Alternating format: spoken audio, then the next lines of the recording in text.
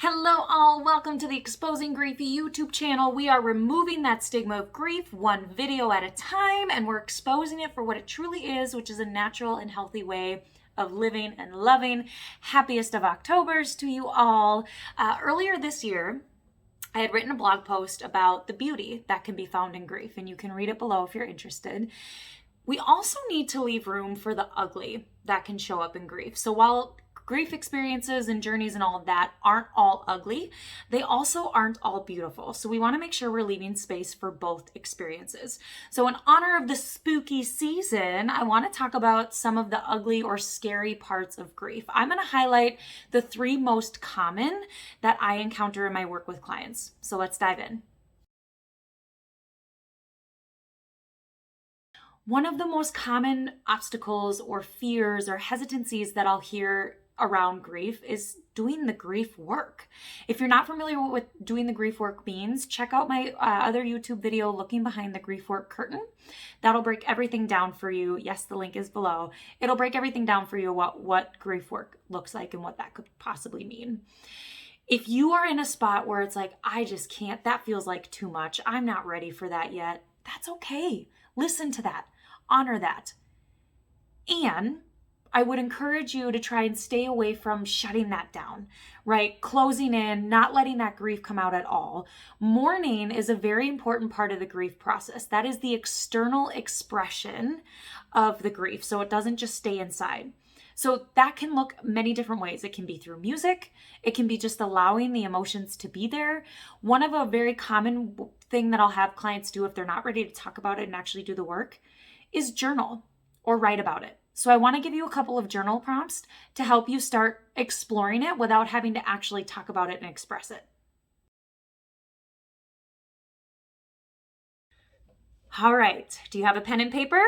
If not, that's okay. You can always play this back and write it down later, or you can just think about the questions, or you can pause and jot some answers down now too. However you do it, it does not matter. The goal of these journal prompts is just to get you to start thinking, to start tapping into that area. So journal prompt number 1, if the grief work feels a little too scary yet, I want you to explore what could potentially be the benefits of doing the grief work and really expressing that grief. Journal prompt number 2, what could be the risks of doing the grief work and allowing the expression of grief to happen? And journal prompt number 3, what could expressing the grief or doing the grief work look like for you? What might that entail? Everybody's process is different. So take some time to explore these. Don't feel like you have to have all the answers right away. Don't feel like you have to answer all of them. Even if we don't have answers, that speaks volumes. You might also find that you're already doing some expression of grief and you didn't even know it. So just allow your brain to explore and see what comes.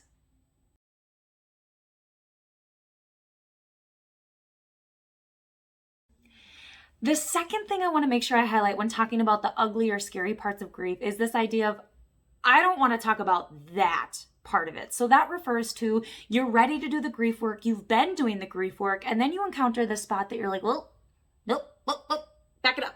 I'm not ready yet.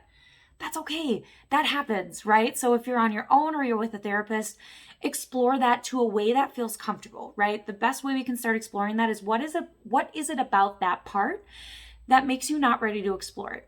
Why is that still scary to you? If you are doing your grief work on your own and you're feeling really stuck around this part, I would encourage you to seek out professional help, whether that's a therapist or a grief group, whatever it might be, because that can help us kind of work through it in a different way that we may not be able to on our own. So exploring what is it about that might feel scary? Are there parts of that we can explore that would feel okay?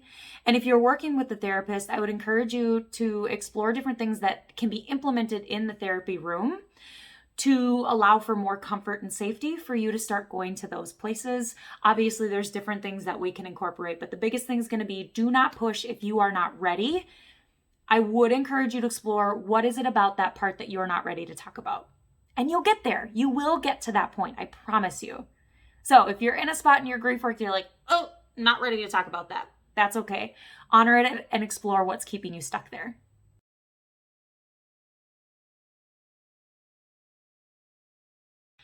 All right, the last thing I want to make sure we highlight around the ugly and scary parts of grief is probably one of the most common things I'll see with my clients is trauma being attached to grief. So this can be, typically it comes from sudden losses, but it can come from different things too, of just how the loss happened, the way in which you were told, if it triggered past traumas, all of that kind of stuff. It is not uncommon for trauma to be attached to grief. So if you're experiencing trauma along with your grief journey, you're not alone. I know that's really, really scary. You're not alone. And it causes a great obstacle because oftentimes when we start processing the grief, that trauma is triggered. Or if we're processing the trauma, past traumas that haven't been addressed start coming up. So leave room for this experience. I'm going to highlight 3 different types of therapy approaches to start addressing the trauma if that's where you're at in your grief journey and that feels okay. So the first therapy approach, EMDR, this is eye movement desensitization and reprocessing. So it's bilateral stimulation. So in the olden days, they would use a finger and you would follow the finger as you talk about the trauma. And what it does is it's kind of like a filing cabinet. It refiles the stories and images and everything attached to the trauma.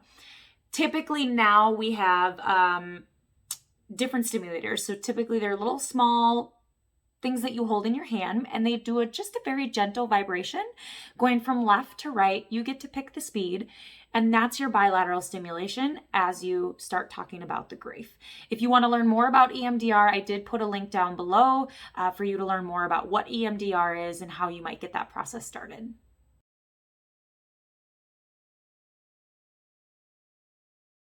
The second approach to trauma therapy or addressing trauma that I want to talk about is art therapy or accelerated resolution therapy. So this works more with images.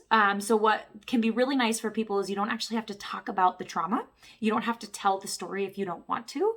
The therapist will guide you through different images that might come up as you think about the trauma, have you hold on to that image and do different things to kind of reframe or shift the image that you're holding on to that's attached to the trauma. So they follow a script.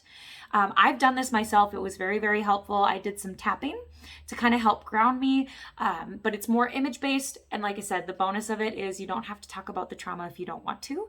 So again, there's a link below for you to learn more about art or accelerated resolution therapy if that is the route for your trauma experience.